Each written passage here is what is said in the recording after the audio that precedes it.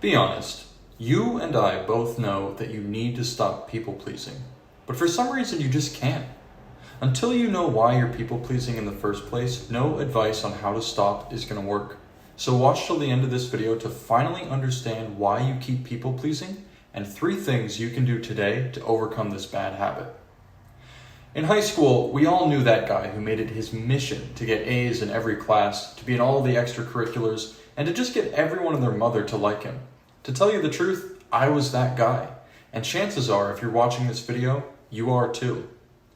In high school, being a people pleaser is pretty common. In fact, I would argue that the education system itself conditions young minds into becoming people pleasers. At every turn, you're being evaluated on your performance and ability to live up to people's expectations. Whether your teachers, your parents, or classmates are involved, someone is judging you and you're trying to get brownie points with them. Being a yes man is pretty much baked into the cake in high school, and this habit continues to play an important role in the adult world of 9-to-5s, mortgages, and messy divorces. Now, let me be clear.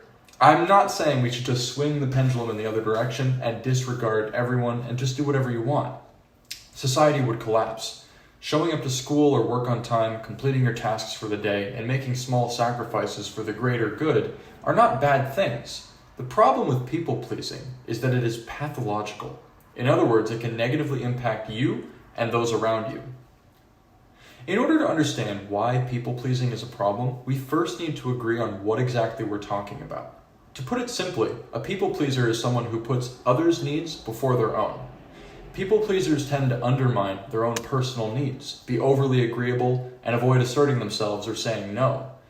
They go with the flow and feel a sense of value in complying with others. They seek excessive praise. They say sorry way too much, especially when not necessary. They compulsively take the blame regardless of who is at fault, all while excusing other people's faults. Now, you might have noticed that these are all good traits in moderation, like making compromises, being flexible, apologizing for your mistakes, forgiving others, or getting some well-deserved recognition for your accomplishments. The problem arises when these traits get taken to their extremes. And it's exactly because these traits are good in the first place that it can be so hard for people stuck in this pattern of behavior to stop. This brings us to the question, why do I people please? Now, I had mentioned earlier that the education system plays a part in forming people-pleasing behavior, and also the fact that people-pleasing stems from normal, healthy traits. But there's more to the story. Not everyone who graduates high school and gets swallowed up by the matrix becomes a full-blown people-pleaser. Not everyone who is kind to others and reasonably self-sacrificing becomes a spineless pushover. When I realized this, I asked myself, what's the common denominator that I and most other pathological people-pleasers share? Trauma. Now, this is the buzzword du jour in our current societal hyperfixation on mental health, but quite frankly, I think that's a good thing. Trauma has been overlooked for far too long, and it's to be expected that in the early stages of this cultural conversation, we may be a bit trigger-happy to label everything as a potential trauma. When it comes to people-pleasing, it doesn't take a stretch of the imagination to understand how trauma can heavily influence the formation of this maladaptive behavior. All it takes is some basic developmental human psychology. You see, when we are infants, we are entirely dependent on our parents or primary caretakers for our survival. We are quite literally incapable of living without them. As we grow older, we are slowly weaned off of this dependency on not just a physical level, but on an emotional and psychological level as well. Eventually, in the case of children who grow up with well-functioning, happy, loving parents, a clean break of dependency occurs and they become a well-adjusted, independent adult. This healthy adult understands how other people perceive them and respects the opinions of others, but doesn't get upset if they can't please everyone. Now, what happens if the parents mess up when they're raising the kid? That is a great question. When parents fail to provide a safe, nurturing environment for their children, serious negative consequences are inflicted. Whether the parent gets divorced, one of them dies, or they start abusing or neglecting the child, psychological trauma can occur. Remember that weaning of dependency I was talking about earlier? When trauma occurs at this early stage of development, the infant or child, and sometimes teenager, does not have the psychological maturity to accept that their parent is capable of harming them. Instead of coming to the conclusion that the parent who just walloped them across the forehead with the back of a baseball cap at the dining room table for asking a simple question is capable of doing harm, the child will simply assume, I must have done something wrong to deserve this. This, of course, is not happening in the child's conscious mind. They are not yet developed or self-aware of reflection of their own thoughts and perceptions. Rather, the child starts to reflexively and unconsciously internalize any abuse, neglect, criticism, or harm from their parents, and by extension other people. The normal weaning of dependency is stunted, and therefore the traumatized child goes on to develop what we recognize as people-pleasing behavior. Their self-esteem is reduced, they start to feel insecure, and they can become perfectionists.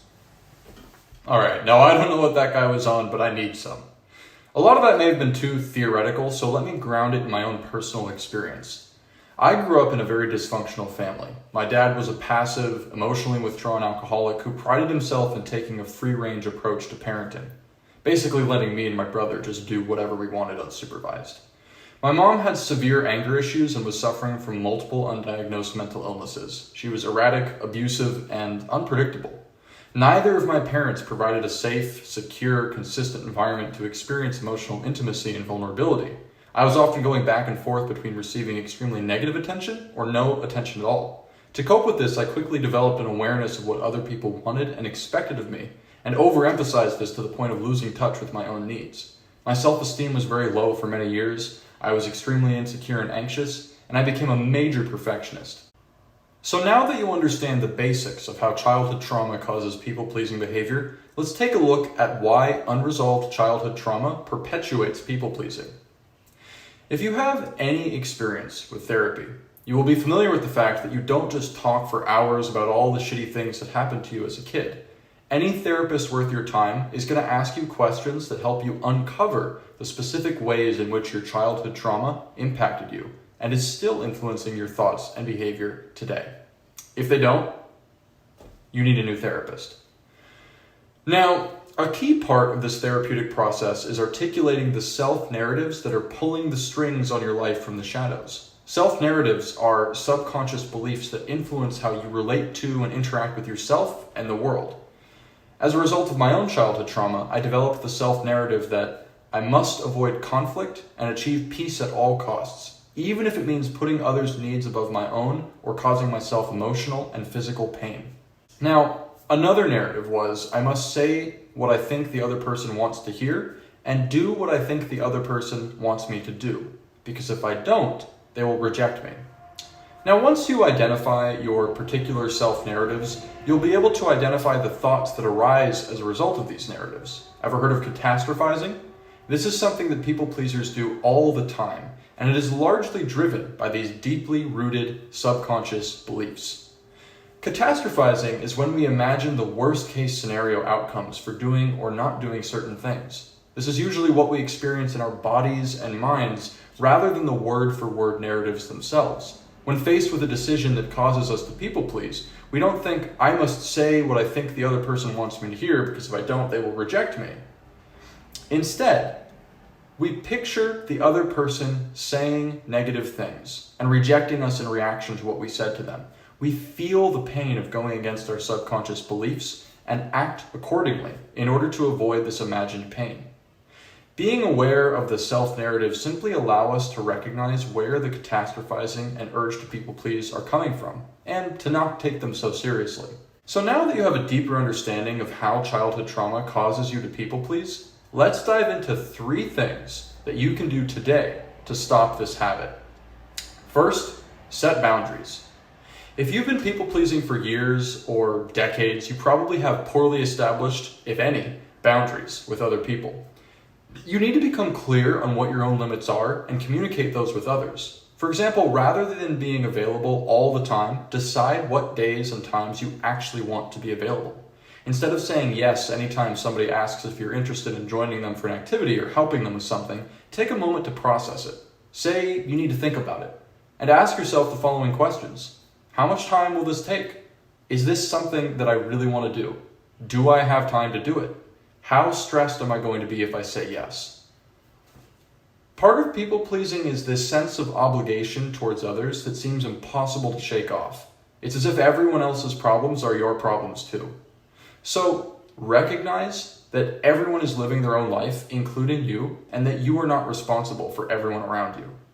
Just because your friend needs someone to babysit their kid on Saturday, or your brother needs a ride to the airport at midnight next Wednesday, does not mean you have no choice but to say yes. You are allowed to say no. When you start to say no more often, you will see how valuable your time actually is. When you do end up agreeing to help someone, you'll actually have the energy and focus to be able to show up fully for them. Everybody benefits when you start setting boundaries, and anyone who gets offended by you being firm about your availability has their own problems that they need to deal with. So remember, take time to think before you commit to things, and say no when you need to. Second, regulate your nervous system.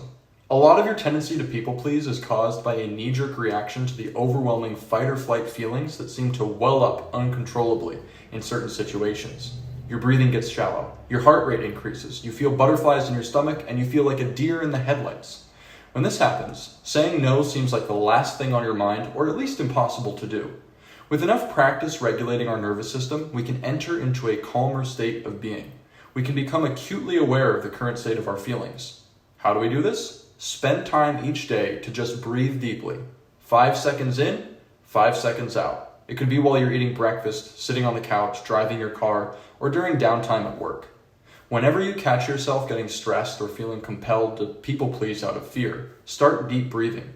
You'll notice that it takes the edge off, and you won't feel quite as much of a compulsion to people please. You can also set aside a specific time each day in the morning or evening when you sit in silence for 3 to 5 minutes doing the 5x5 breathing. It's a form of meditation where all you need to do is breathe. Lastly, start journaling. This is a fantastic way to take all of the activity going on inside that wonderful head of yours and get it out on paper where you can reflect on it. Sometimes we repeat thoughts in our minds that seem totally irrefutable when left in the unseen realm of our interior world, but as soon as we write them out on paper, their absurdity and falsehood become very obvious. Ask yourself questions like, why do I care so much about what other people think of me? Why am I afraid to say no? What are my values? What are my goals in life? How do I want others to treat me? Who am I being right now? Who do I wish to become? What habits do I engage in that are holding me back? What habits do I do that are helpful? And where am I going to be in 5 years if I keep doing exactly what I'm doing right now? You get the idea. And while you're at it, make sure that you uncover the self-narratives that are driving your subconscious need to engage in people-pleasing behavior. Journaling is a great way to do this. Think back to your childhood and explore what beliefs you may have picked up from any trauma you experienced. You could also simply examine the thoughts that you have while you're catastrophizing and ask yourself, why do I believe this will happen? Then continue asking why to each answer you come up with until you get to a core self-narrative that seems to explain most, if not all, of your people-pleasing behavior. Examine this self-narrative carefully and come up with some alternative, more empowering self-narratives that you can embody. At this point, you have a solid understanding of why you keep people-pleasing, and you're equipped with 3 things you can do to stop. But maybe you're sitting there and thinking, okay, I get it, but why should I stop? It's not really that bad. I'm here to tell you that you're dead wrong. If you watch this next video, you'll learn the specific, insidious ways that your people-pleasing habit is ruining your life and those around you.